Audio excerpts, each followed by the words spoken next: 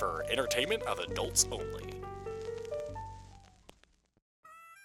The Scum Manifesto is a text written and self-published by Valerie Solanas, who, 1 year after releasing this, would go on to attempt a somewhat politically motivated assassination on the life of Andy Warhol. She would fire 3 bullets, 2 of which would miss their target, but the third would hit his lung and his stomach, nearly killing him. She would also shoot a nearby witness, art critic Mario Amaya, who similarly would survive the event and would end up passing within a year of Warhol's death.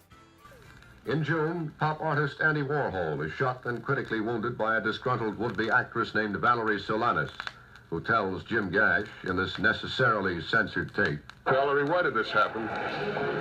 Because he's a Well, let's clean it up a little. Could you try to put it on the air? Why did this happen? because he's a piece of garbage.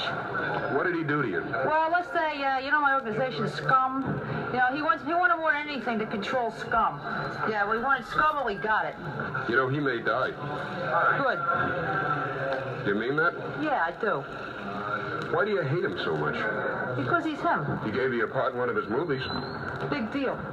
I didn't ask for it. He asked me to do it. What do you think's going to happen to you now? I have no idea. I don't care. I'm looking forward to going to jail because there's nothing out here but garbage. Miss Solanas is put in a mental hospital. Mr. Warhol recovers. Before this, Solanas had been selling copies of the Scum Manifesto on the streets in her spare time, but had only managed to sell an estimated 400 or so on her own. After the shooting, the manifesto would be picked up by a publisher and sold in bookstores around the country, with the back cover of the first editions being a photograph of the front page of the New York Post, proclaiming that Warhol was still in critical condition and was fighting for his life. That publisher, Maurice Garodius, also happened to be on Solanas' list of people that she planned to assassinate. But to go too far into reasons behind that exactly would serve to get lost in the weeds. As a think piece, the Scum Manifesto, which is a work that advocates for the violent overthrow of the patriarchy, and details the exact ways that men as a concept should be eradicated through violent force, has been discredited as the incoherent, constantly contradictory ramblings of a mentally unwell person that should not under any circumstances be taken seriously as, an academic work. And this is justifiably so. It is an openly genocidal, dangerous text that heavily engages in 1960s turf rhetoric, written by a would-be assassin who shot 2 people over her beliefs. She was a woman who was clearly unstable, who, to put it simply, was going through a lot of shit. She was in and out of mental facilities for the entire second half of her life. All of these things and more, I think, need to be taken into account to understand her as a person. And that is where I think many are wrong in engaging the Scum Manifesto as a text, as she is often through a critical lens not treated like a human who lived and breathed and had thoughts and feelings and motivations and experiences and needs just like you or I. And often she is just almost reduced to this meme of an idea, of this crazed woman with a gun, which is a concept that I've talked about the dangers of before.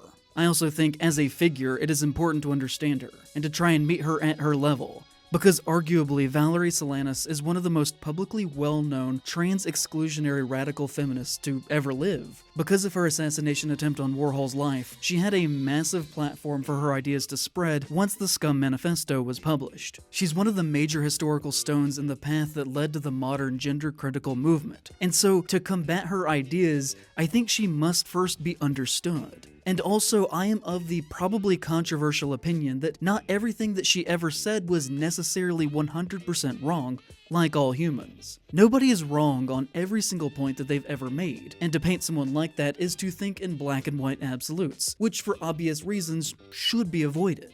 But in this, looking at the merit of anything that she has said must also be weighed against the great harm that her legacy has wrought. And the question must then be asked, is someone whose legacy is so soaked in the blood of innocent people worth the time of day to be seen even as a person herself? I would argue yes. Because to see her as human is to see her as flawed, and to see her as flawed is where we must begin in the process of trying to get to the root of where she went wrong, both in her thinking as well as in her decision-making, that led her to take the actions that she later would. To paint her as simply crazy is a dangerous thing. Figuring out why people are the way that they are, why they say the things that they do, is where one should always start in trying to dismantle any kind of harmful rhetoric. Everyone ultimately just wants to be seen and to be understood. This, I think, is universal.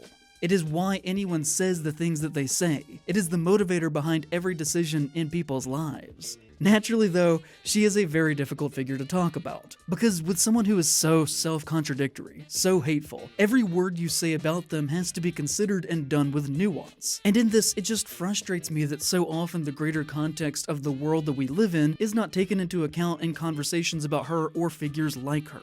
And lastly, the question should also be asked if we should even engage with her writing at all, even with all of this being considered in context. Is it not like trying to say that we should be reappraising aspects of Mein Kampf to see where Hitler was right and where he went wrong? But, in doing this, we also need to keep in mind that all the Jew hate was really bad. I also upfront have to acknowledge that essentially almost every single woman that I've read writing about her work online says that it's harmful, reductive, poorly thought out, and shouldn't be considered a feminist text that should be studied in any serious light. And I'm not saying those people are wrong, because they're absolutely correct. Anyone who says that from an academic sense Valerie Solanas was a crackpot who had a lot of bad ideas is mostly right. But I think in this is where I find her so interesting as both a person and a thinker. I don't think that what she was saying was good, obviously, but I find her deeply compelling nonetheless. Despite the fact that I'm very captivated by her story and the way that she thought, it is equaled by my revulsion that I feel about her as a person.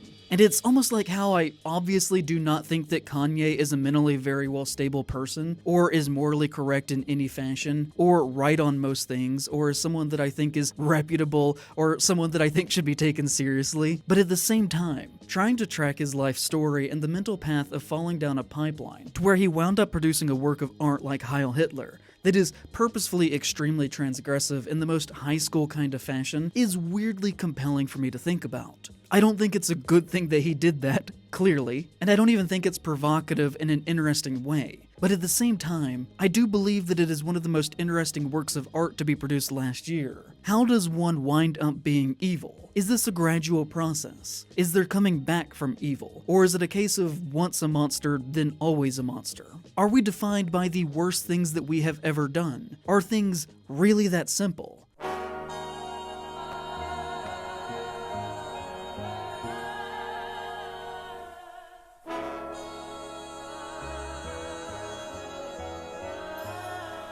Hey there, hot stuff.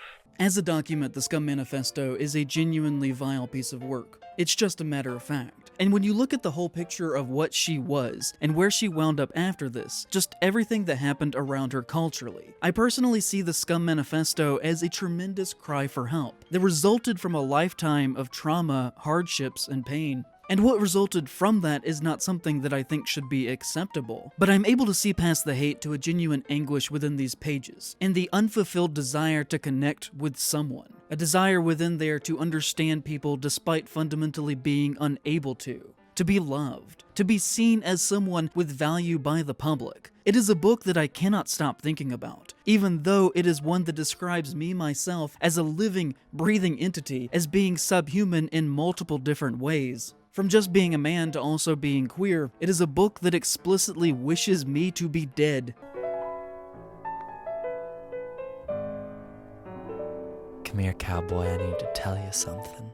And what frustrates me the most about this is seeing people talk about Solanas in a way that does not actively engage with her politics that she clearly lays out in any meaningful manner, as it is too often the case that she's only discussed through her connection with her shooting of Andy Warhol, which is fair. He is a much larger figure within the general context of history. But to me, this event is actually one of the least interesting things that you could talk about in relation to her as a person. Like, her whole life story is very much centered around the shooting of Warhol. It is the centerpiece that holds it all together, and there's no way around that. But it is still just the obvious conclusion to where all of these interesting events led to. If you talk about her, you have to talk about the shooting. But if you don't actually engage with her work and try to confront that on a serious, earnest level, then actually discerning why she shot Warhol and why she was the way that she was is nearly impossible beyond the material surface facts. And in doing this, you have to just resort to painting her as basically just this totally irrational, crazy person, in a way that kind of infantilizes her and robs her of her perspective and agency, which, ironically, is one of the things that led her to doing what she did in the first place. As an example of this, there's another video here on YouTube that has quite a lot of views, that tells her entire life story in half an hour, and only engages with the actual contents of Scum Manifesto and her political beliefs for 1 minute and 36 seconds. And I just don't think that there is any respectable way that you can talk about this story that spends less than 2 minutes on why she decided to pick up a gun and shoot somebody in the first place. That's a very complicated emotion to just gloss over. And in that video, that 1 minute and 36 second synopsis that person gives is almost beat for beat the description of the essay under the content section on Wikipedia for the book, even at times being almost the exact same wording. Like, their synopsis starts off with the line, "Men are incomplete women because the male gene is an incomplete X female gene." And the Wikipedia article for the book starts with the line, "Solanis begins by presenting a theory of the male as an incomplete female who is genetically deficient due to the Y chromosome." It just really wouldn't surprise me if, based on the rest of the video, if that person didn't even actually bother to read the text at all and is just trying to pass it off as if they did. And I think that that is interesting, as it sort of proves a point that she was trying to make 50 years after she wrote this. It is at least a very funny thing for a man to do with a feminist text that is in part about how men have no real desires to be intellectual beyond what is basically required of them to survive and maintain the respect of the public and their peers. The video is in content just a painfully objective and badly done view of her life that takes no hard stance on any of the political ideas surrounding these very politically motivated big individuals of the 1960s, and as such, really makes it difficult to understand just from watching the video why any of this actually happened at all, while also using words to describe her like radical diatribe and politically extremist, without actually engaging with what made her these things to the person who wrote the video, while also making sure to take a dig at modern art while describing abstract expressionists by saying, you know, the drippy Jackson Pollock type paintings where a guy threw a bucket of paint at a canvas and called it art? Yeah, that. Which to me is just a collection of too many incurious misunderstandings and red flags that I find unfortunate to be thrown in a single short video by someone who clearly didn't want to fully engage with the subject, because to do so would be to actually take a position that may be unpopular, and having unpopular opinions costs money. Can I have a taste?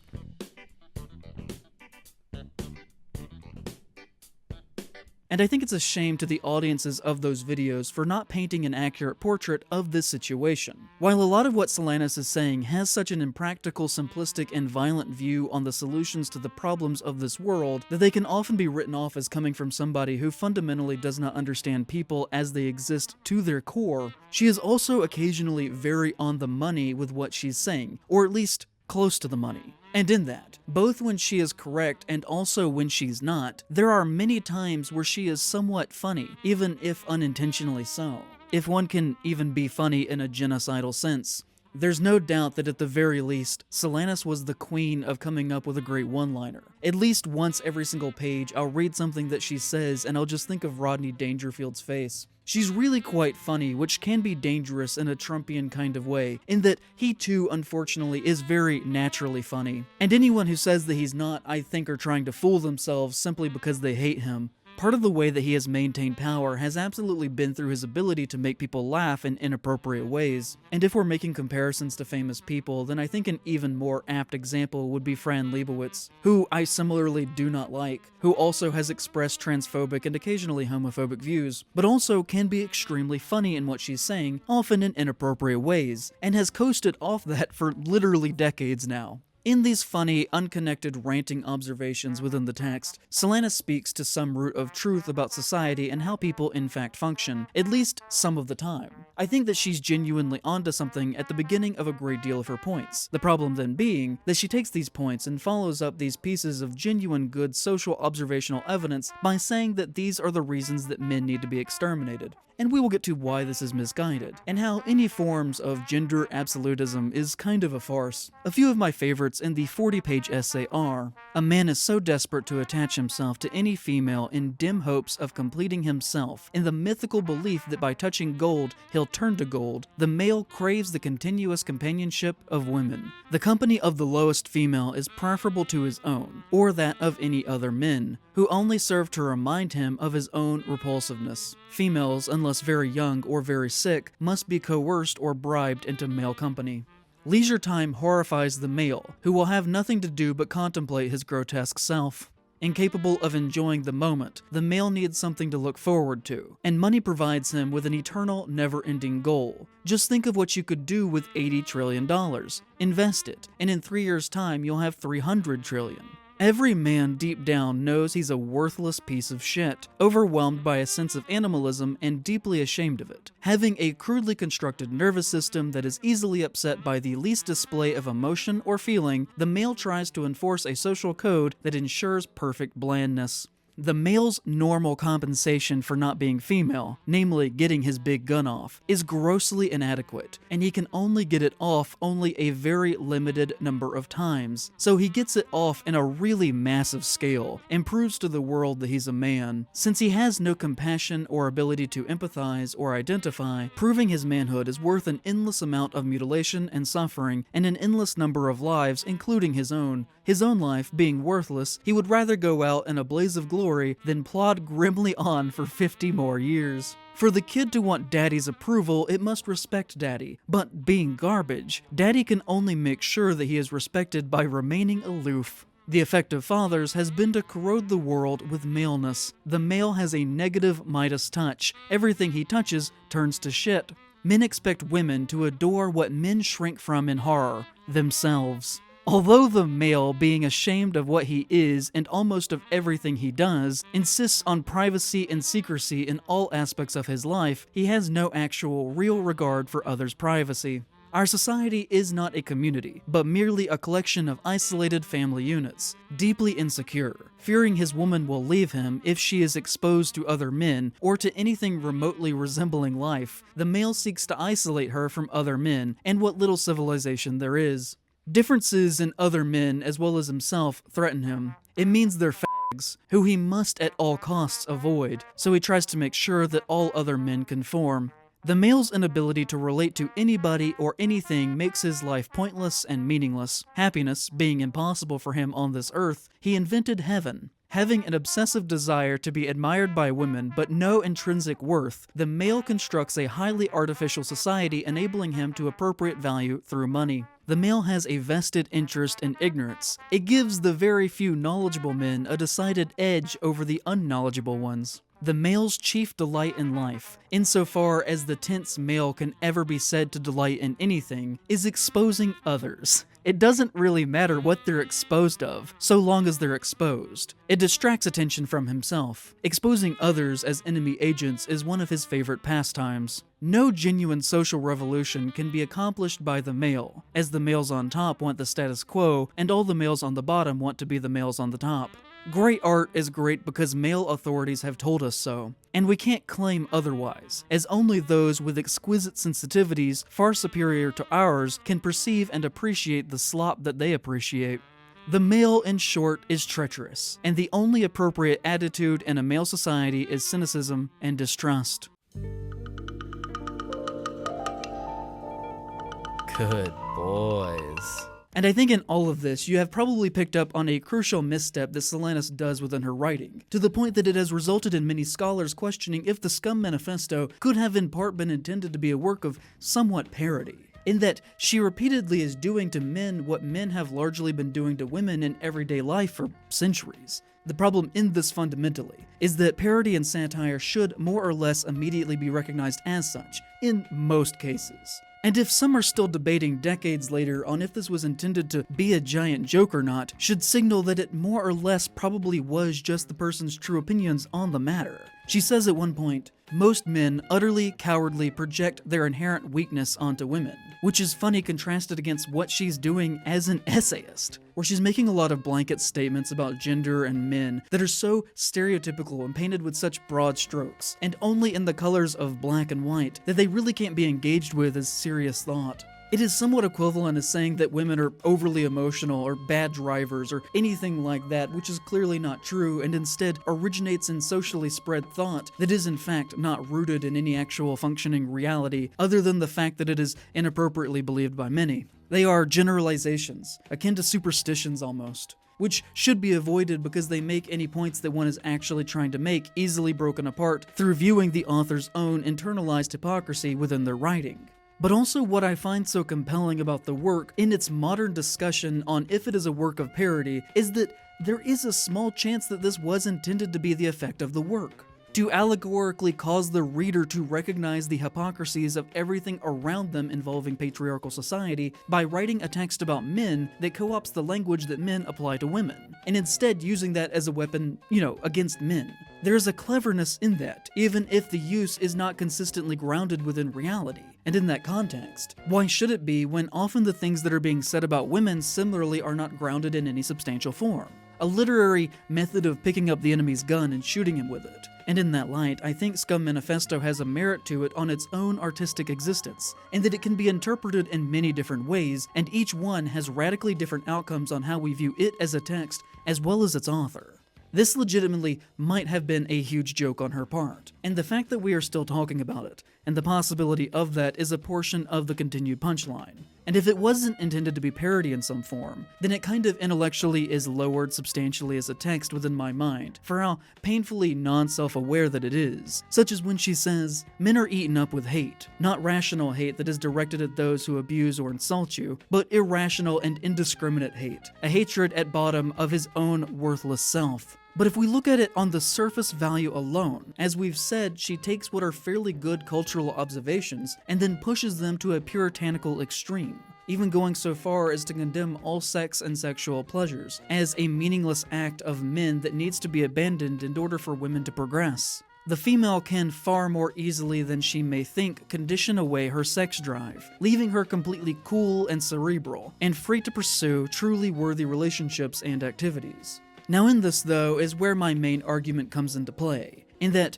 I don't want to excuse what she's saying, but instead, I think these things make sense at least on a trauma-humanistic level when viewing them through the lens of somebody who was a victim of sexual abuse. Solanas' father was sexually abusive to her as a girl, and when she first moved to New York, she was constantly fighting homelessness and resorted to having to support herself through prostitution. Her first major artistic work, a play titled Up Your Ass, seemingly was an attempt to process the situation that she had found herself in. It is a comedic portrayal of a woman who's forced into a life of prostitution, and in the end, takes a man's life. Even within the Scum Manifesto, she says, "You've got to go through a lot of sex to get to anti-sex." And I think that is one of the most important messages that we can take from her as a figure, and apply it to today's situation that we find ourselves in, where someone who was a victim of abuse then is seemingly somewhat unable to mentally detach that abuse from the abuser himself, and instead then associates it with an entire section of the population in ways that are not fair or accurate.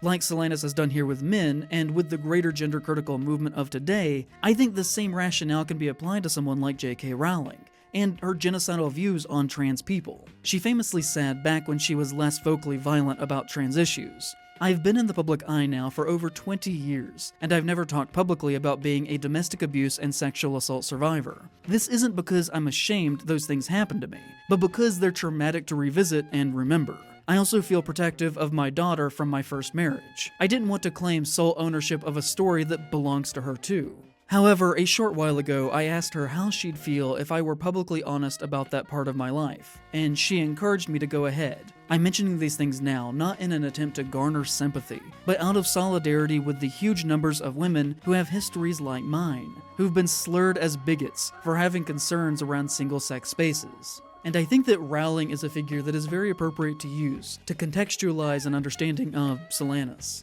Both are people who said on record that they were hurt by a single individual, or a small number of individuals, and then are unable to seemingly move past that moment in time. And for a lack of a better way to say it, they then had to make it everybody else's problem.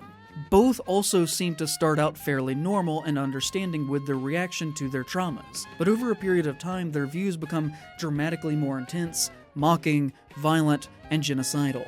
Possibly as a psychological reaction from the constant negative reaction that they are fed from the general public for voicing these things to begin with. And I'm not saying that this is the fault of those who are oppressed and are victims speaking out against this hateful rhetoric at all. Bigots deserve no peace. The blame lies squarely on figures like Solanas and Rowling outright. Now, Solanas did not have the platform that Rowling has, clearly, but it's not like she was totally unknown.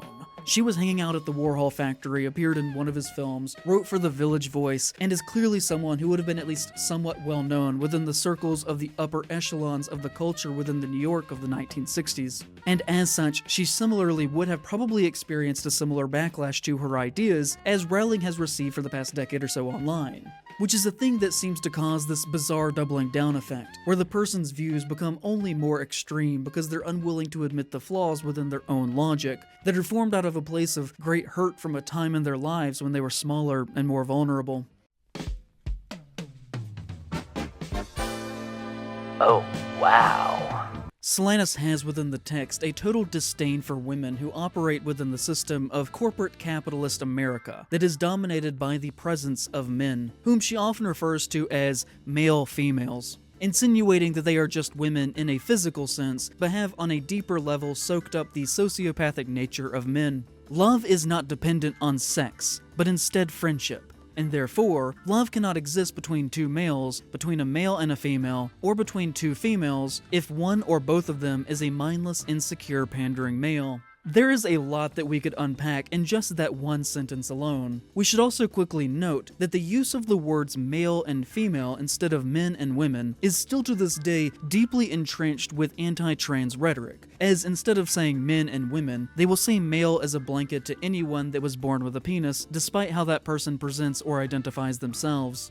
Just something that should be acknowledged here because it is interesting, I think, to recognize how long that rhetoric technique has indeed been used. But getting back on track, she goes so far as to say that these male females that have been brainwashed into thinking that all of this is totally normal are the real opposition to building the world of scum that she desires. Scum, by the way, standing for the Society for Cutting Up Males. That in truth, it is not a problem of men versus women, but instead of women who have woken up to the truth of how our systems work versus those who have accepted the lie that has been presented to them. A lie that has been presented since birth about their position and place in this life, along with the power that they hold. She puts this as a theoretical war that will one day need to happen in the future between real women and those that she dubs as daddy's girls, who she describes as being too cowardly to face up to the hideous reality of what a man is. And as we will see, I think that she paints a painfully unself-aware misunderstanding of the world that I just read as being incredibly sad. Sad to know that she was made to feel this way by this existence, and the men that she encountered within her life. Sad for her that she couldn't have the fortitude to channel these thoughts into something that was actually productive, that would actually benefit women. Sad that the only way that she felt that she could even ever be heard, after shouting on what she perceived to be deaf ears for a number of years, was instead by shooting two innocent people. But also, like many things that she says, I can relate strongly to aspects of her sentiment. How is her ultimate argument that men are a disease that is infecting the world and needs to be stopped, and that there are some women who are willing to work to stop it, and others who are fighting to keep the status quo, any different from, say, the way that leftists view Democrats and liberals who stand in the way of achieving actual meaningful social progress, and stopping the Republican machine from dismantling any and all public institutions that actually helps people? I think a lot of people on the left are more frustrated by the career Democrats such as Chuck Schumer and Hakeem Jeffries, because conservatives are going to exist no matter what, and there's not much that we can actually do about that. But the Democrats who would favor to stand with the Republicans rather than actual social progressives to uphold the status quo of continued constitutional and civic rot is the exact kind of problem that she's describing here. Like, I don't actually agree with her in what she's actually wanting or saying that we should do about it. Her end goals are not good, as would anyone's end goals be if the solution to the social problems that they were writing about was the construction of death camps. But I also do clearly see where she's coming from at the very least. There's a logic to her thinking, and to paint her as simply crazy and not trying to actually see what she is talking about, I think is to dehumanize her, and any other person who thinks in a similar way. Which, like again, with the amount of dehumanizing that she herself does within her rhetoric, she kind of brings it on herself. Both as an essayist and also just kind of in her daily life, she was often her own worst enemy in that way. She also says about this at one point, "The healthy conceited female wants the company of equals whom she can respect and groove on. The male and the sick, insecure, unself-confident male-female crave the company of worms." And also lastly, in another section, many females would, even assuming complete economic equality between the sexes, prefer living with males or peddling their asses on the street, thus living most of their time for themselves, to spending many hours of their days doing boring, stultifying, non-creative work for someone else, functioning as less than animals, as machines, or at best, if able to get a good job, co-managing the shit pile. What will liberate women, therefore, from male control is the total elimination of the money-work system, not the attainment of economic equality with men within it. Power and control. Unmasterful in his personal relationships with women, the male attains to masterfulness by the manipulation of money and everything controlled by money, in other words, of everything and everybody.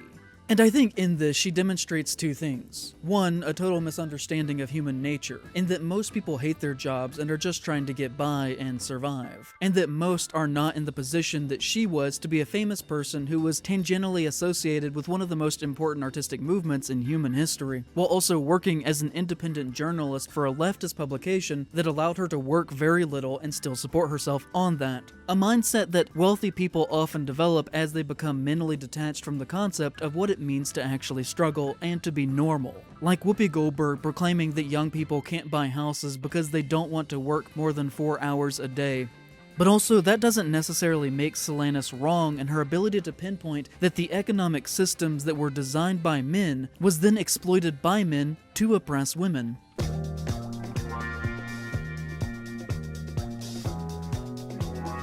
Look at him go. So often, unfortunately, when it comes to how you are viewed, and if you are taken seriously or not, it isn't what you are saying that is important, but instead the method in which it is being said. Trust me on that one. Unfortunately for her, she is right that American capitalism is eating away at the very soul of most people who happen to not find themselves on the upper crust of the so-called shit pile. But she's expressing this idea in such a sensationalized way that any core message inherent to the concept is lost because of the delivery system conveyance in which it is being said. The optics are just as important and realistically probably more important than the words that are being said themselves, whether we like that or not. Do you think that Hassan would be in the exact same position that he's in now if he didn't look like a Greek god masquerading amongst the humans? Because I don't think so myself. In that entire thing last year with Ethan Klein, I obviously think that Hassan was right in his positions and had the moral high ground over Klein. But in a hypothetical situation where their politics and situations were reversed, then I think that Ethan would have been facing an uphill battle in the public optics going against Hassan, just based on the pure grounds of sexual attractiveness. Just like the 1960 presidential election, where Nixon had a +6 point lead over JFK going into their televised debates, and then Americans saw a hot and fuckable JFK standing next to a shorter, sweaty, pudgy Richard Nixon, and then they proceeded to elect JFK. It's kind of just human nature. And if you don't think that's true, then I present to you the fact that at the time of the debate with Hassan and Ethan, there was a joking tweet that got 125,000 likes that said, "I do not know about your favorite streamers, and I do not understand why everyone is into that stuff, but I observe that the muscular gentleman with the glasses is much less mad and more knowledgeable than the sickly bald man. Optics matter."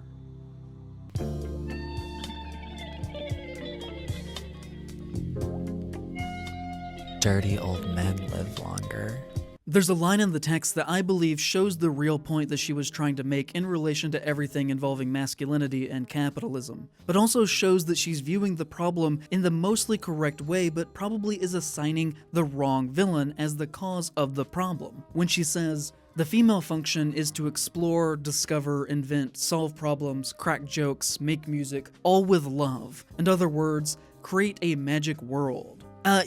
I have a moderate, long-standing interest in the occult and theosophy and that line of thinking surrounding creation as magic. And it's something I've revisited here a lot in making this. That writing words, painting, the creation of imagery, the envisioning of what you want in this world and using art to formulate that and manifest that into a reality that you can touch is the ultimate form of magic. And in a way, I think that sentence is the most telling in why she chose Andy Warhol to be the subject of her greatest work. A man whose art was, in a way, the degradation of art itself. He took advertisements and logos and cultural artifacts of commercialism and put them on the same level as the highest achievements of human history, and essentially said that it was all part of the same machine. And if the very things that she stands for, which would be a world of art that was so filled with love and devoid of any essence of the corrupting nature of men, that would feel as if it were made of magic itself, and the very thing that she stands against, which is the consumerist and corporate hell culture that America was descending into, then the man who smashed those two ideas together and made millions of dollars doing so is a very logical target for one's rage when you try and see it through her eyes. But obviously, there is a fallacy here. I fundamentally think that if she were thinking about this in a more clear light, their argument would be about artists and creators versus capitalists, instead of necessarily men versus women. Those who create things, or give life to things like mothers, versus those who only steal, sell, and consume mindlessly. And in that, there's a truth to it as well. Only like 10% or so of executives at these large media companies are women still to this day who help to manage the shit pile. And in that way of looking at it, as a woman artist, it very much is a battle of women against powerful men even after you die. Museums, for instance, historically showcase works of art by men 4 or more so times than they do women artists. But that battle is one that is very much defined by also being about class struggle, and should be opened to solidarity to pave the way to equity, as men who are in the same class as those women artists are also fighting for the same rights as those women and should not be shunned or excluded from that battle. Even though it is still a massive problem that men, even at that level of working artists, are giving more opportunities than women, I think the pathway to fixing that is working together, not driving apart. But despite where she comes up wrong as an essayist, I don't think that the way that she views life in capitalist America is tremendously wrong. As what she says here is, I think, pretty accurate to the lives of a lot of people in this country still today. Love can't flourish in a society based upon money and meaningless work. It requires complete economic as well as personal freedom, leisure time, and the opportunity to engage in intensively absorbing, emotionally satisfying activities, which when shared with those you respect, lead to a deep friendship. Our society provides practically no opportunities to engage in such activities. And in that light, I think it would be very true to say that living life in America is to live and try to exist in a space that is devoid of love, instead being replaced with all-consuming commerce. And a life devoid of love is a life devoid of magic, art, and through that, a connection to each other as people.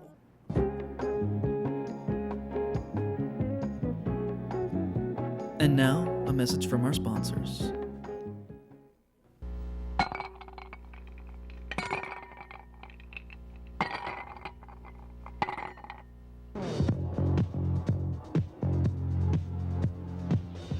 Ice Palace 57. A new age in disco. No membership required. Ice Palace 57. Opening December 1st. Be there. If you enjoy my work and would like to support me on Patreon, you can do so by going to patreon.com/Praise of Shadows. There you can get early access to all of my work and input onto some future projects that I take on, as well as joining our monthly private streams. You can also find my second channel, IPOS Dark Sides, where I make individual smaller videos focused on single movies. Today I'd personally like to thank Naked Ghost 91, Nick Russell, Original Orangutan, Pan Dulce Warrior, and Pup Tempo. The Big Top is growing. The people who brought you the finest in adult films now introduce the Broadway Arms, Manhattan's newest 24-hour action spot. The Broadway Arms is a one-stop, complete leisure facility designed for your total enjoyment. While there, visit the Cafe Espresso, home of the Queen Burger, the place where you can get a good piece of meat anytime. The Big Top Theater, the Broadway Arms, and the Cafe Espresso, all open 24 hours. We doze, but never close.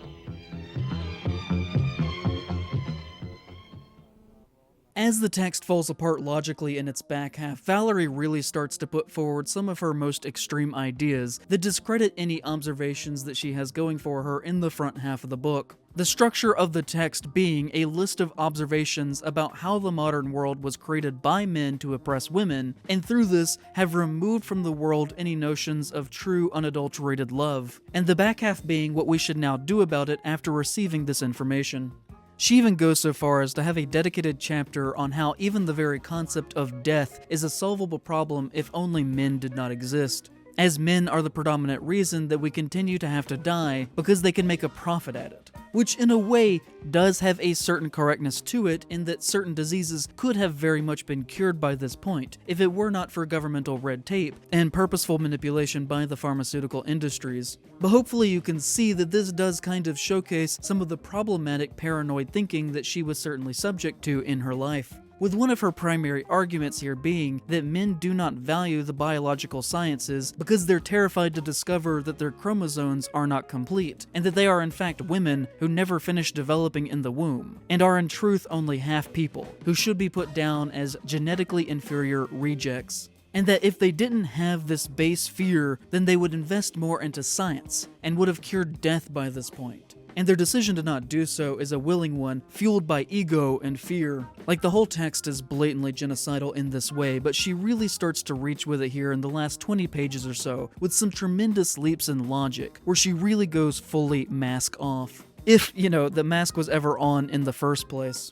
She says in relation to this, the male likes death. It excites him sexually, and being already dead inside, he wants to die. But even in this, when she goes full-blown out there, I'm so interested in how she thinks, because she's still centered correctly on an actual real problem that she then takes to an illogical extreme, time and time again, which here is based on how science is cut off at the knees by the incessant drives of continued capitalism and the military machine, saying, the money system's insatiable need for new products. Most of the few scientists around who aren't working on death programs are tied up doing research for corporations. And by and large, I don't actually think she's wrong in that assessment at all.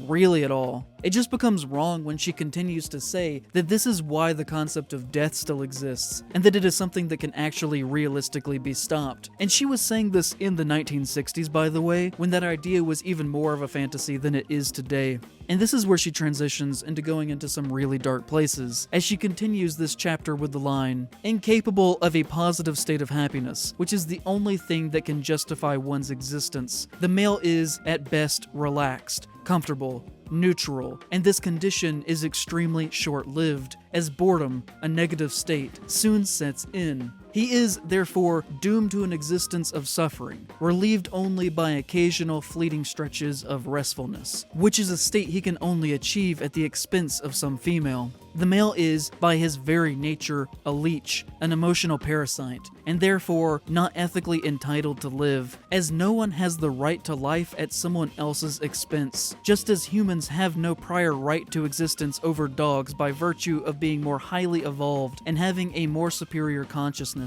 So women have a prior right to existence over men. The elimination of any male is therefore a righteous and good act, an act highly beneficial to women as well as an act of mercy.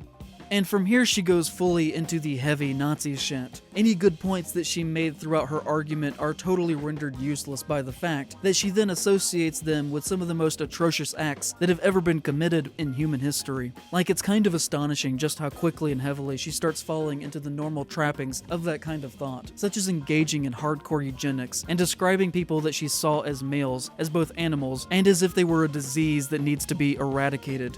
The male, like disease, has always existed among us, that he should continue to exist. When genetic control is possible, and soon it will be, it goes without saying that we should produce only whole, complete beings, not physical defects of deficiencies, including emotional deficiencies, such as maleness. Just as the deliberate production of blind people would be highly immoral, so too would be the deliberate production of emotional cripples. In this, as I've already made it clear, I think one of the most problematic aspects of this text is Solanas' view on trans people, as well as queerness, sex, and the concept of love in general.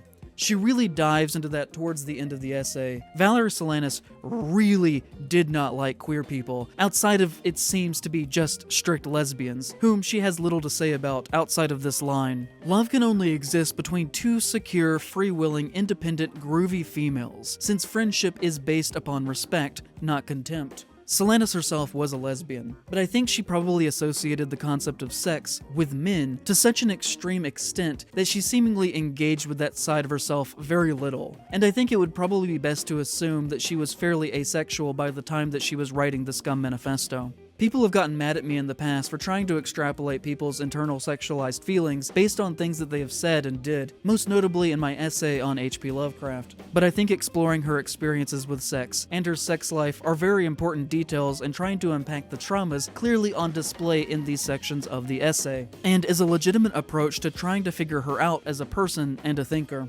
Solanas was a sex worker mostly against her will multiple times in her life to try and get money to avoid homelessness, and I think it is important to consider that when approaching her views on sex, money, power dynamics, and the ways that people relate to each other. She would say, "Sex is the refuge of the mindless, and the more mindless the woman, the more deeply embedded in the male culture. In short, the nicer she is, the more sexual she is." And I think that every single thing that she says can be broken down to the point of being disregarded on a critical and academic level because of the extremity that she takes it to. Like, I'm gay, and like most gay men, I'm quite sexually active.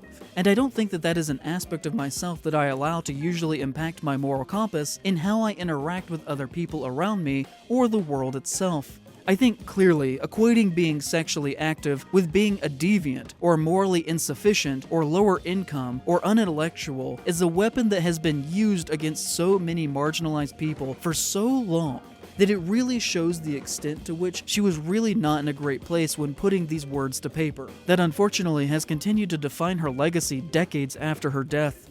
Even her basic definition of scum, which as I've said stands for the Society of Cutting Up Males, is inherently tied to her preconceived virtue of being sexless. These females are cool and relatively cerebral, and skirting asexuality. Unhampered by property, niceness, discretion, public opinion, morals, the respective assholes, always funky, they are dirty, low-down scum. You've got to go through a lot of sex to be anti-sex, and Scum's been through it all. I think it is no surprise then, when considering all of her hatred of out and open queerness and sex, that she would attempt to assassinate arguably the most famous openly gay man in the country at that point in the time, who still to this day is one of the most famous gay men to ever live. It should also be noted that at the time, Warhol and the Superstars were basically the primary faces of New York sexual liberation and fluidity.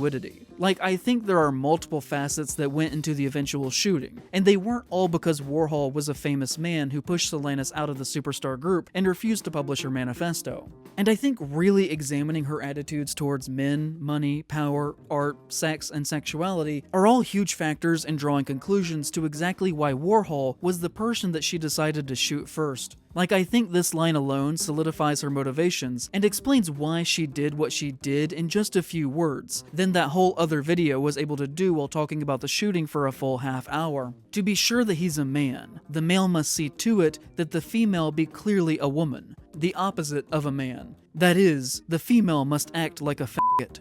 In fact, she actually uses the word faggot 9 times in the 40-page essay that makes up the manifesto. So that alone lets us know that it was something that she clearly had allowed to plague her mind. She was so fucking homophobic, despite being a lesbian herself, that she's even willing to take it to the Great Replacement theory levels of bigotry. The male is gradually eliminating himself. In addition to engaging in the time-honored and classical wars and race riots, men are more and more either becoming or are obliterating themselves through drugs. The female, whether she likes it or not, will eventually take complete charge, if for no other reason than she will have to.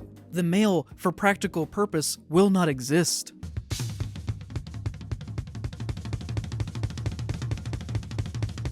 Hi, sir. I think when examining her views of humanity and the argument that she's making, it continues to fall apart when you include the shocking levels of her own bigotry that she extends to anyone who exists outside of traditional gender norms of heteronormativity, that isn't a total outright lesbian, despite the fact that the essay itself is arguing against the structures of heteronormative life as we know it. Internally, She got to the point of hating everything related to men to such a degree that her own arguments can't stand up on their own and be accepted in any way, because the only answer that she proposes is that basically any person born with a penis should be killed before they are able to mature and corrode the world with their maleness. This is something that she extends both to trans women as well as drag queens, which she almost talks about as if they were the same thing in her eyes. Such is the case with the following line: "The farthest out male is the drag queen, but he, although different from most men, is exactly like all other drag queens. Like the functionalist, he has an identity.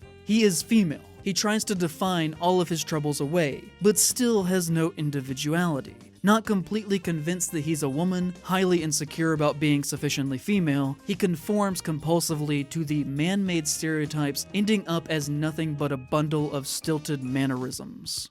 But she seems conflicted in this as well and doesn't seem to hold the exact same animosity against trans women, despite the fact that the language that she uses against them is still far from good or acceptable. The who accepts his maleness, that is, his passivity, and total sexuality, his femininity, is also best served by women being truly female, as it would then be easier for him to be male feminine.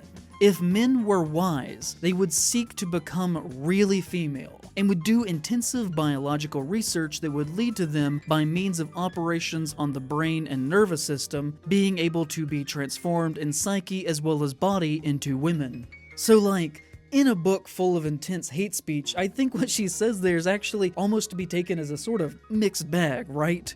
Which ultimately only goes to show more evidence in making the argument that she was so constantly self-contradictory, that her thoughts can only ever be argued to have any merit whatsoever if taken out of the context of the essay itself. Because almost any quote that you find within the text can also be argued against by another quote also taken from the same text. I do also think that it is important to reiterate again that she was writing this over the course of the late 1960s, and the way that we view certain things and talk about certain things on a cultural level has certainly changed a great deal from that time. And it is important to read her work within this mindset to determine the exact level and type of hatred that she is displaying within the work. And within all of this, it is very crucial and important to also be noted that Solanas was even able to gain a foothold within Warhol's circle in the first place because she was close friends with Candy Darling, who was a trans woman. Darling would later go on to star in the Warhol and Morrissey film Women in Revolt, which was a project that they made to outright mock Solanas after the shooting took place, where Darling played a woman who was the head of a radical feminist organization called PIG, which stands for Politically Involved Girlies. But with everything that she says, again, I obviously don't think that it's right, but I do try and see where the core truth might be within her observations and her statements. And I don't want to go into the trans perspective and how that can relate to her writing, because anything that I say there will be totally absolutely worthless and probably wrong out of being based in stereotypical assumptions of what living as a trans person is probably like, even if it is not my intention to do so. So I won't offer that. But also in this, I think relating it to myself and my own experiences in gay culture, I think she's almost onto something about there being this deep need for a connection to femininity in all men. And through that queer lens, ranging from younger gay men who have closer friends be girls growing up instead of other guys, to drag culture and the slang that gay men use. Like the joke that every single gay man at the age of 15 or so is assigned a famous woman, and that it is his job to protect her at all costs until he dies exists for a reason. The line of thought of how men need a connection to femininity to complete themselves could, I think, be applied somewhat, if distorted a little, to the aggressive nature of gay hookup culture, and more specifically the psychology and language associated with bottoming, which we'll talk about in a minute. I think the section where she rages against the 60s hippie lifestyle could also to an extent be also applied to her being against queerness expressed in men. The hippies by and large did not live traditional heteronormative lifestyles by any means, even if they were predominantly straight, and she really in particular hated them, saying, "The commune, being an extended family, is an extended violation of the female's rights, privacy, and sanity." At another point she says, "The most important activity of the commune, the one upon which it is based, is the gangbang. The hippie is enticed to the commune mainly by the prospect for free pussy. The main commodity to be shared, to be had just for the asking, but blinded by greed, he fails to anticipate all the other men that he has to share it with." And in relation to the nature of rape, I actually don't think that she is necessarily all that wrong at all. In fact, I would argue that even though they would never admit to it publicly under any circumstances, a large percentage of men, both straight and queer, are just in general sexually aroused by the concept of rape, as evident by the general tone of the vast majority of both straight and gay porn, but more so kind of straight porn, where a great deal of the most viewed videos are based on the pleasure of the men and the discomfort and the degradation of the woman or the bottom. The level of popularity of free-use gangbang videos, and on the gay side of things, the amount of gay-for-pay videos, where straight men are put into situations that they are uncomfortable with what is happening to them in exchange for cash money. All of which is not rape. They are being done consensually, but the base emotion to the tone and presentation of what is happening is only like a half step away from rape. The safe space fantasy appeal to many of these things is that one party involved is not enjoying what is happening to them. Like there's a video that is legitimately Lynchian in how horrible it is. That is, at the time of making this, currently sitting at 307 million views on X videos. That feels like it was legitimately made by a serial killer called A Daughter's Sacrifice. It is one of the most viewed videos on the site, and is just gangbang clips intercut with pictures of the woman from when she was much younger, spliced with title cards that play out over the fuck sounds that read, "Dear Mr. Palmer, we had the pleasure of meeting your daughter yesterday. Such a sweet girl. You must be so proud. She told us all about your money problems and how you struggle to pay the rent. She said she loves you so much and would do anything to help you. Anything. So I invited her to the factory where I work and said me and the guys would love to help. We would all put a deposit each, $100 per deposit. She was thrilled. $100 for every deposit. She must have brought you over $3,000 that day. I bet she didn't tell you how she earned it, eh? So we thought we'd take the responsibility and show you everything your slut daughter did to keep a roof over your head. Such a good girl." Now, whether this is some sort of primal animalistic sociopathic thing that innately exists within the heart of people when they are born, which needs to be quashed out through empathetic education and governmental regulation, or if this is something that people learn that they like through taboo exposure, is something that I don't know can be truly quantified. A genuine nature versus nurture kind of problem. But what is quantifiable is the fact that a video like this has a view count of over 300 million, making it one of the most viewed pieces of visual media created in the past 100 years, which I think is very indicative of a very dark underlying societal issue that Solanas is getting at here. That the modern world, and maybe just humans in general, fetishize feminine pain and shame for masculine sexual gratification, and that this is something that is distilled through all structures of society, and is also tucked away and just not spoken about, as if it is a dark secret that must never be acknowledged. Finger licking good. Now, queer people also, even if they do not live together, do by and large form their own found family queer friend groups that often function somewhat in an analogous way to communal living, especially in their mostly non-monogamous structures. And in this, I kind of find it fascinating to watch her wrestle with the idea that she hates the way that traditional society has been set up to function, but also on top of this, hates people who live outside of the box on what is deemed normally acceptable on a societal level. She was an all-time hater, and really anyone who exists outside of the most restrictive ideas of 60s militant feminism is deserving of her ire.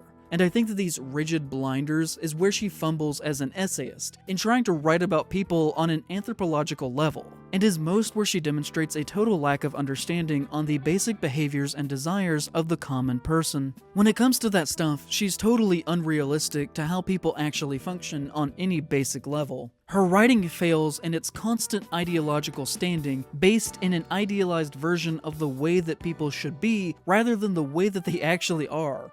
And ultimately, every single time that she misses the mark with her proposed solutions, it is because of her perceptions of what is possible and realistic with dealing with human beings who are inherently flawed, selfish, and who have free will, which constantly allow them to make bad judgment calls based on self-based decisions of desire and the ego. Such as when she's talking about found families in relation to the hippie movement. She says the following about how they should actually function in an organization geared towards actually supporting women. A true community consists of individuals, not mere species members, not couples, respecting each other's privacy, at the same time interacting with each other mentally and emotionally. Free spirits in free relation to each other and cooperating with each other to achieve common ends. Traditionalists say that the basic unit of society is the family, hippies say the tribe, no one says the individual. But is this not actually how non-monogamous queer people act most of the time? And in that, what group is more associated on average with obsessions of the hedonistic and individualistic desires of the individual than queer men? Most vampire mythology from the past few hundred years is in some way based on the desires and actions of queer men for a reason. And I know that that comes across as being extremely sex negative and based in stereotypes and things that have been weaponized against gays in the past, which is something that should never be done, and trust me, I'm far from sex negative. But also, as someone who has spent a great deal of time in straight spaces and queer spaces, my lived experience says that the boot kind of fits in this instance. Just because it sounds bad doesn't also make it kind of true. Anyone who has spent a significant amount of time on Grindr can attest that it is a culture dominated by the concept of what can you do for me right now?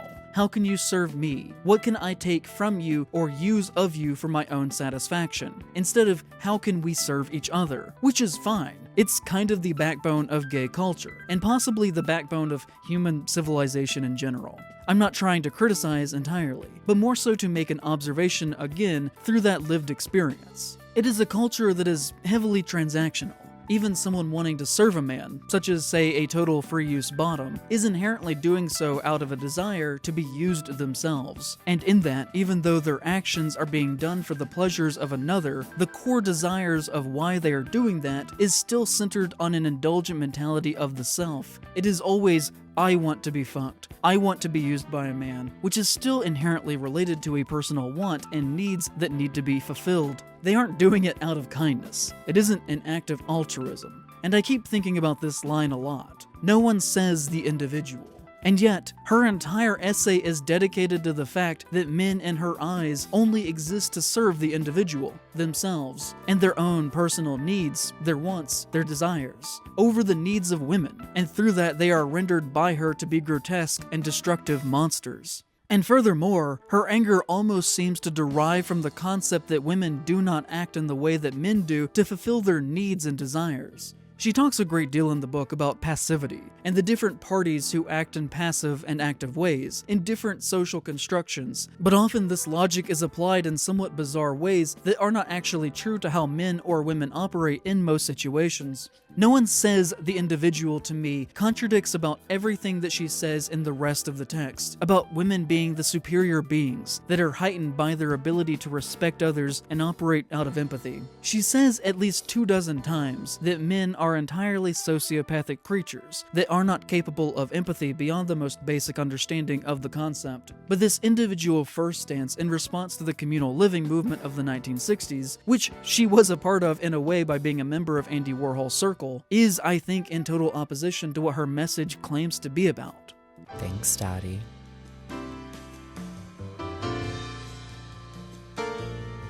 Outside of being genocidal, the text is also openly anarchistic, which I think is a bit of a folly. I do think that there needs to be some form of actual functioning government for society to work in any way that does not fall into a complete outright wasteland within 7 weeks. But she very much disagrees with me, and again, to me, showcases a bit of a pie-in-the-sky kind of mentality of how people function in reality. There's no reason why a society consisting of rational beings capable of empathizing with each other, complete and having no natural reason to compete, should have a government, laws, or leaders. But you and I both understand that humans are not rational beings. How does one decide who is rational and gets to live in society and who is not? And what are even the qualifiers of that? If placed within the right scenarios where our personal safety is potentially at risk, then we are all capable of being dangerous. We have the capability to lack the empathy that we should have if we are being threatened, or if we covet something that we do not have. That's kind of our whole thing. Humans are fundamentally extremely flawed. We are selfish. We are dangerous.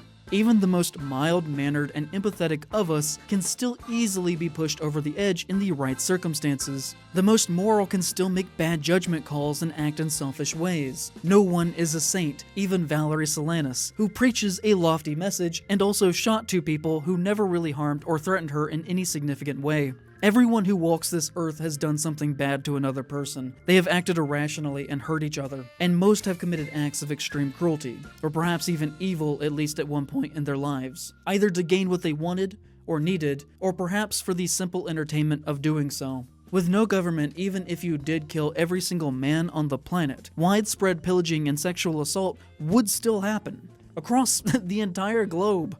Yes, there is a massive problem with rape and sexual assault in our world that needs to be severely addressed. Yes, I think that most people who commit such actions get away with it with no consequences, and that the structures in place are designed to operate in such a way that protects offenders and makes it extremely difficult for victims to seek justice. Yes, I think we need an entire restructuring of how we think about these issues on a massive scale, but I do not think that an anarchical approach to these issues is the right answer whatsoever. It may work on a community level, but globally, it would never. I believe it is an undeniable fact that if we were to exist within a wasteland world, that rape would happen 10 more times than it currently does now if the average man had no substantial fear for retaliation, in the form of death or prison for any of his actions at the hands of the state. And yes, that also does speak, I think, to the abusive basic nature of many men as well, and the inherent sexual violence that has been baked into the core functioning of our society.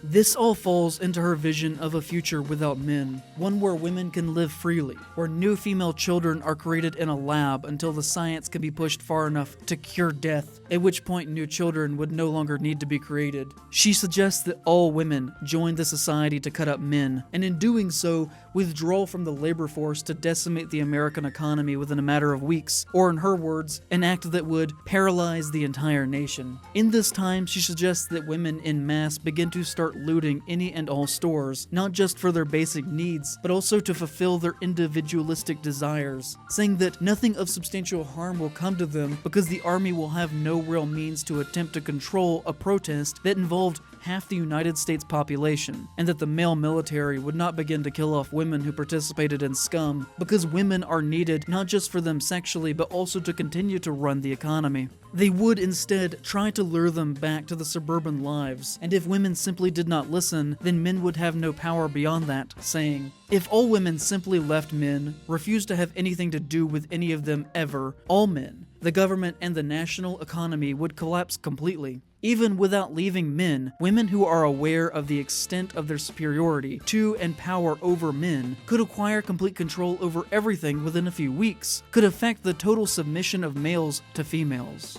She then says that it is unrealistic to actually expect all women to join the Scum, and that a time will come when they will either have to decide to fight these women, or that they can take another safer route. A small handful of Scum can take over a country within a year by systematically fucking up the system, destroying property, and murder. And I won't talk much on that, but I think it is interesting that despite being clearly unwell, she's able to understand that it would not actually take a great deal of people agreeing with her to trigger an attempted social revolution if they were willing to do literally anything to achieve their means. MAGA, for comparison, is a movement that is a similarly small percentage of the country that has been able to hold America hostage for 10 straight years now. You don't actually need numbers on your side when you're willing to take extreme action that the other side finds shocking and off limits. And so even here, within her most intense calls to action, she isn't wrong on the core truth that she's speaking to. Her logic is taken to extremes, yes, they are taken to violence and hate, but there undeniably is an actual logic constantly running through this that is clear and easy to follow in how she arrives at these points. You like that?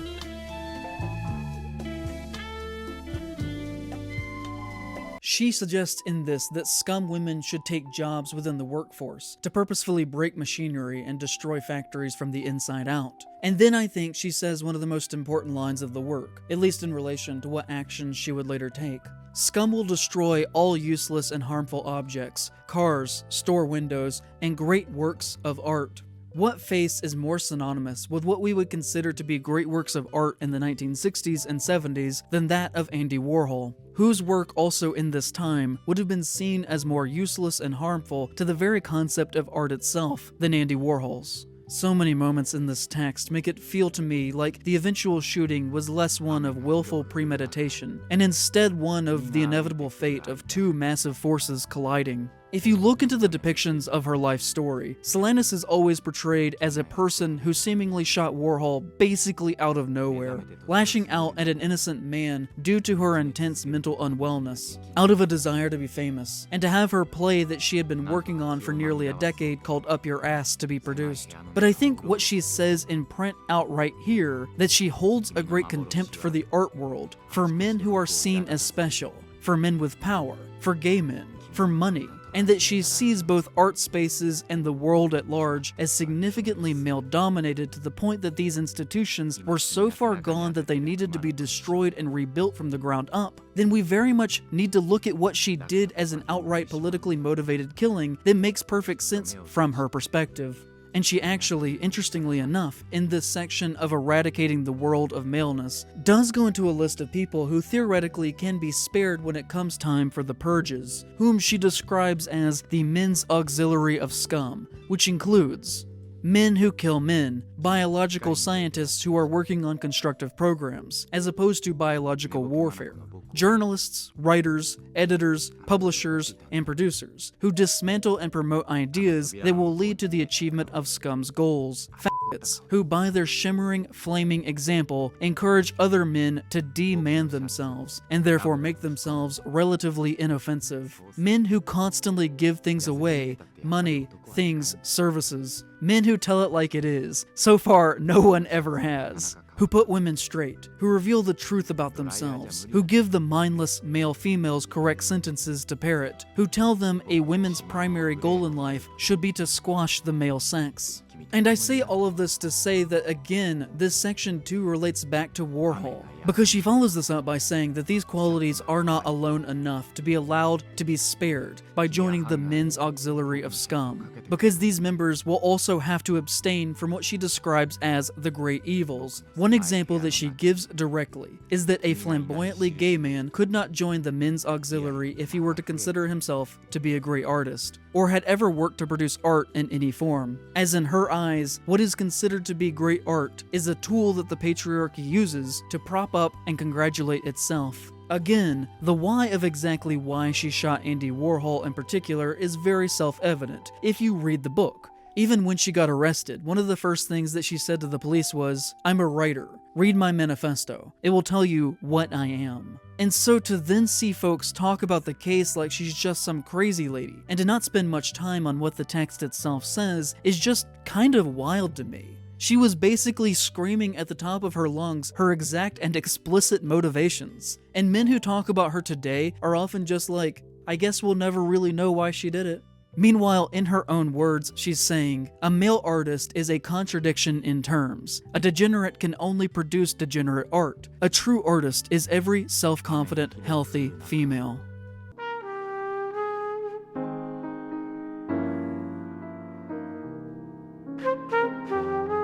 Hotter than summer. I believe anyone who is writing about an imagined, idealized utopian society has already lost any battles that they hope to fight, in the sense that striving for perfection is the enemy of good. We will never have a utopian society that is 100% good for every single person's needs. Such a concept has never happened within human history, and statistically is virtually impossible to achieve, as at some point, even if on sheer accident, the rights of some people will inevitably be violated. That is just human nature. It is going to happen, and there's literally no way to eliminate it in entirety, and to control all of those microcosmic variables that happen within every day of human interaction. Strive to prevent it from ever happening, sure, that's the goal, but pretending that you can actually create a society so pure that the violation of any person's rights and personal sovereignty will never happen is an unrealistic farce. Ultimately, people are people, and you can't control basic human nature. And in that, sometimes shit just happens. And to write in such a way as to insinuate that you can eventually remove the human element of error and corruption from ever happening within a human society if you just kill enough people, then I don't really even know what to say to you, other than you've kind of lost the plot. Even in a smaller scale, I think, for instance, there is little hope in fully transforming America into a country in which every one of its citizens are entirely represented and supported by the federal government, insomuch as they have a universal right to be provided with personal freedom and affordable free housing, medical care, food, and anything else that they would need to live a high-quality standard of life.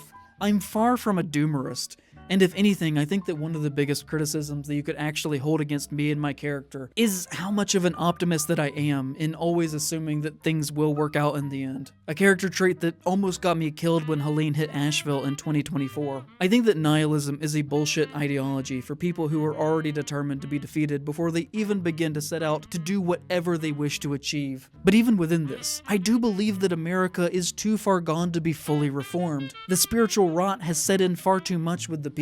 I don't think that you can come back from what we've done easily. I'm not saying that we shouldn't talk about these issues. I'm not saying that they're not important. I'm not saying that we should not try and strive for greatness and prosperity for all. But I am saying that I do not think it is possible for a social revolution to be so successful here that it totally overthrows the most powerful military force in the world and the economic systems that have been in place for so long in order to replace them with ones that are better suited to actually taking care of the everyday needs of every single individual person here and abroad, and that the general population would be even on board with such a thing. It's not gonna happen. There may be a revolution, but it won't look like that. And if you think that it will, then you're kind of fooling yourself.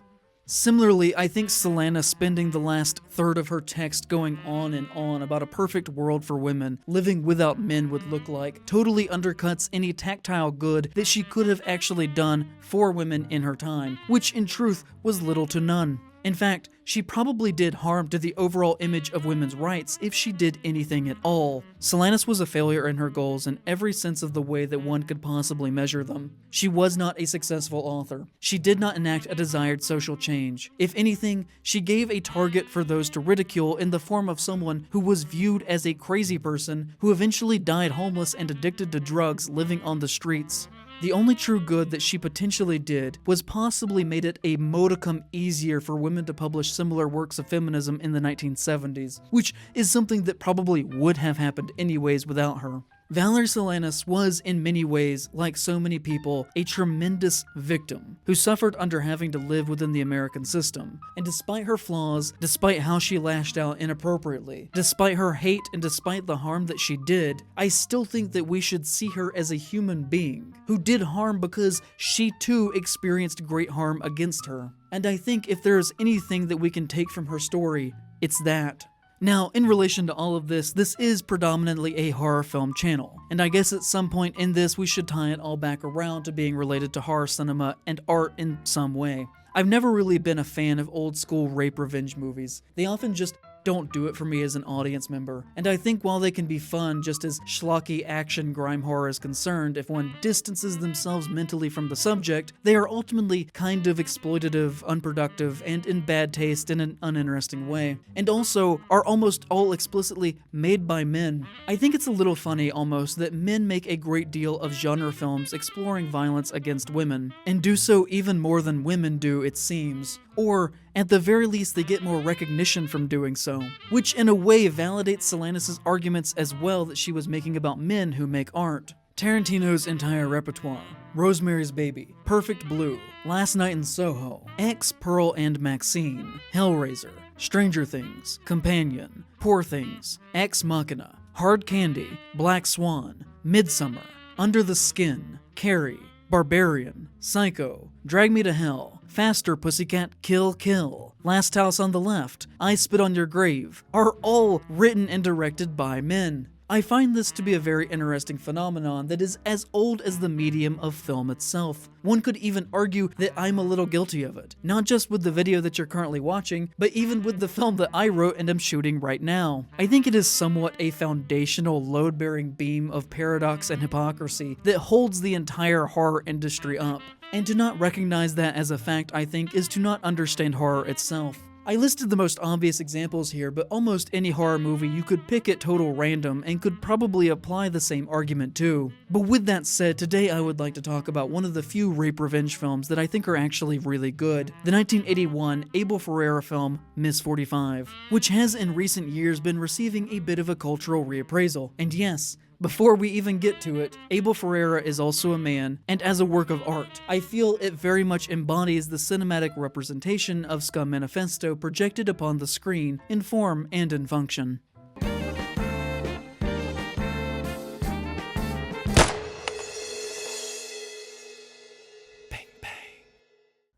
The film tells the story of Thana, a woman who is wronged and is never able to recover. It is a story about a world dominated by the sexual presence of men. She's a seamstress in the New York garment district. She spends her days making high-end clothes that are intended for women whose design is dictated to her by a man. She is a mute and unable to speak at all, rendering her literally and metaphorically without a voice and perspective as a character, outside of what she can show physically, being rendered to just a body. And in this, Zoe Tamerlis does an amazing job in her portrayal. She's attacked and raped on the street on her way home, and then again later in her home by a different man when she's alone. And this time, she isn't gonna let it happen again. She kills him, cuts up his body, and hides it in her fridge, and then she just decides to continue to take matters into her own hands. Just like Valerie Solanas, Thana's mental unwellness is not something that she was born with, but instead was a problem that was thrust upon her by the world of men. Her insanity is engineered by the trauma that men have inflicted upon her, or, as she would probably put it, her eyes have been opened to the exact ways that her life has been exactly socially engineered to render her to be docile and submissive.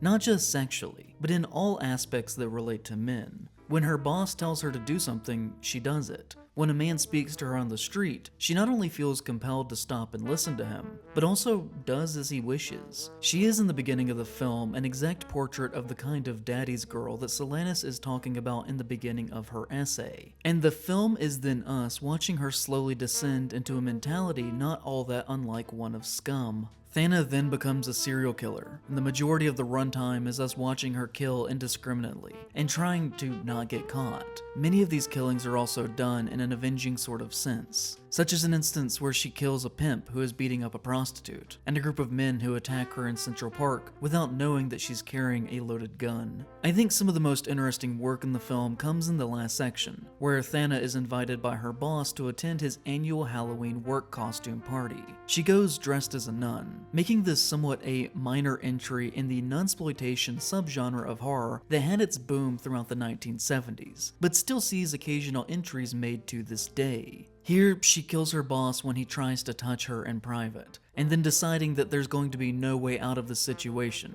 that it is just best to go out in a final blaze of glory. In fabulous slow-motion photography, she takes her gun through the party, shooting any man she locks eyes with, most of which are dressed up as stylized interpretations of different shades of masculinity as presented through the media. A cowboy, a gangster, an athlete, a man in a suit, only taking pause to reflect on what she's doing when her ire meets a man in a woman's wedding gown. She ultimately decides to shoot, and when he falls, so does the wig that he's wearing, exposing his masculine office-style haircut, which is a part of the film that one could read into as being potentially transphobic if they wanted, although I'm not so sure that the intention was there for that. I think it more so was about the costumey nature of all gender presentation, and how ultimately all of it is artificial drag, and shouldn't matter to the degree that it does, rather than being an actual statement on trans women. But if someone were to take issue with this, then I certainly wouldn't argue against that interpretation whatsoever. A woman at the party takes the opportunity while Thana is momentarily confused to grab a knife from a nearby table and put an end to this madness. As she falls to the ground, Thana looks in utter confusion as to how someone that she trusted, someone in the same class and social standing as her, could literally take a knife and stab her in the back. The film ends with Thana saying her only line in the entire film, "Sister?"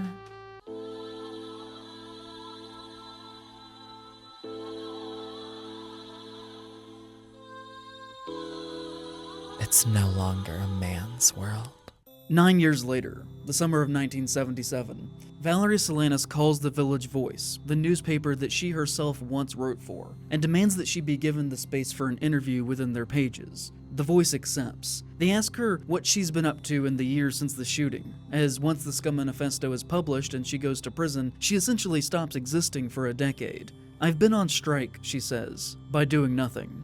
She spent some time being homeless. She writes for the Majority Report for a while, but mainly, she continues to simply exist, probably out of a combination of both spite and protest. She's since been diagnosed with schizophrenia. She tells the interviewer that she has a new book coming out soon, simply called Valerie Solanas. She says that she's getting paid $100 million in advance to write it. And when the interviewer calls her out on this clear lie, asking her who in their right mind would pay her $100 million for anything, she says, "Who is the wrong question. The question is why. I'll let you figure out the why. You think about it and you tell me." This book obviously would never end up being published and more than likely did not actually exist in any substantial form at all. I find this interview to be the perfect final note on Solanas as a figure, despite the fact that she would continue to live for another 11 years after this. To me, what she says here is actually what fully defines her story and history, at least within my mind. What follows are a few things that she said, both about herself and her manifesto, in that interview. I think it's the most open, clear, and honest that she ever was in print.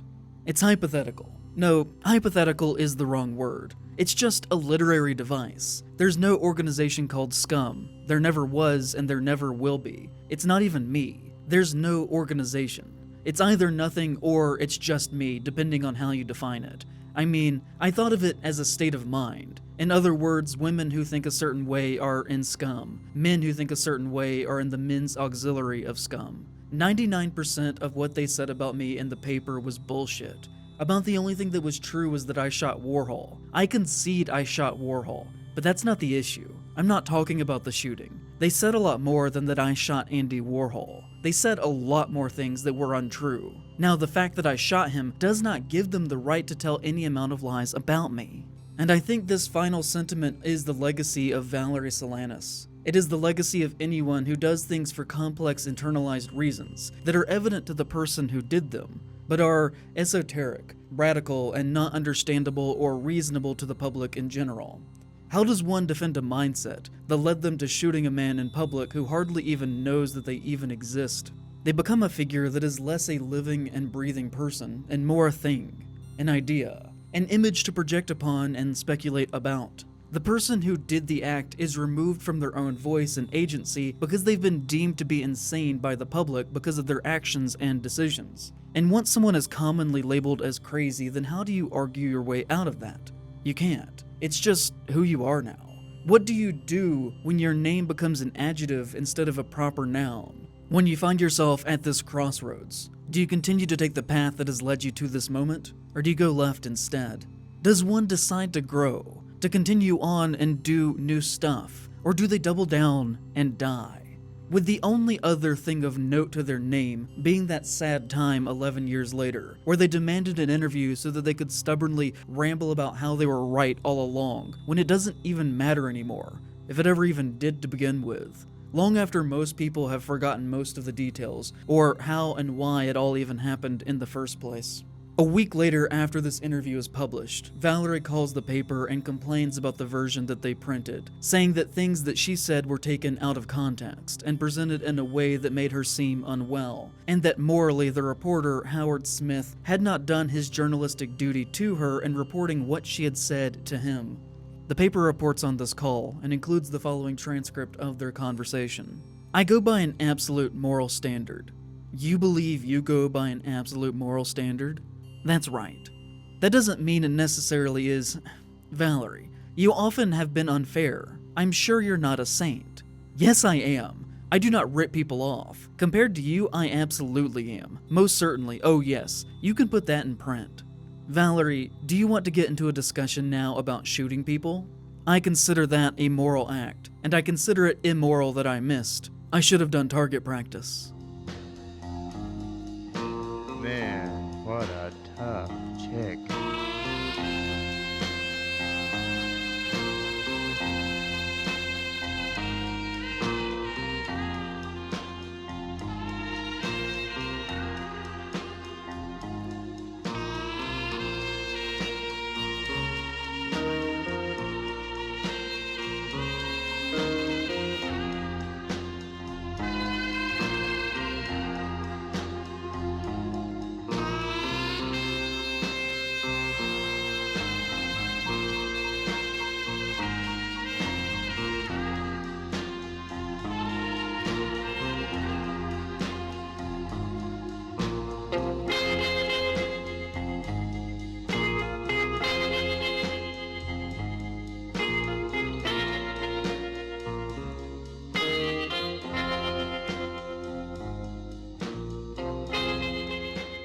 I can't really. I was gonna say hot, hung, horny, but I can't say that, can I? No, that's put too far. Yeah. It's all gonna be suggestive. It can be.